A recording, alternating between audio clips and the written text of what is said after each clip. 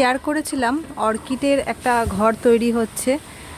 ভিডিওটা দুদিন আগের ছিল, তো আজকে দেখো ঘরটা পুরোপুরি কমপ্লিট হয়ে গেছে। জাস্ট বাইরেটা দেখাই। অর্কিডের জন্য এরকম ব্ল্যাক কালারের নেট লাগে, ব্ল্যাক বা গ্রিন দিতে হয়, ব্ল্যাকটা দিলে বেশি ভালো হয়। এবার আমি আর এরকম ফগ পছন্দ করে। দেখো কিভাবে ওয়াটার স্প্রে করা হচ্ছে। চলো, আচ্ছা এইভাবে দেখো কিভাবে জল দেওয়া হচ্ছে। এরকম ধরনের স্প্রিটটা জানো, এরকম ধরনের স্প্রেয়ারের সাহায্যে কিন্তু জল দিতে হবে। আমি জাস্ট দেখাচ্ছি।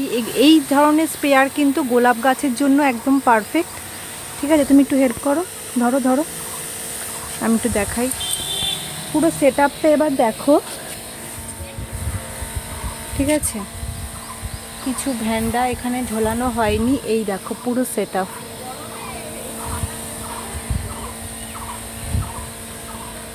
জল যাচ্ছে তো। এই দেখো কি সুন্দর ফুলগুলো ফুটে রয়েছে। এই দেখো, এবার গাছগুলো এখানে সতেজ থাকবে। পুরো সেট আপটা দেখাচ্ছি।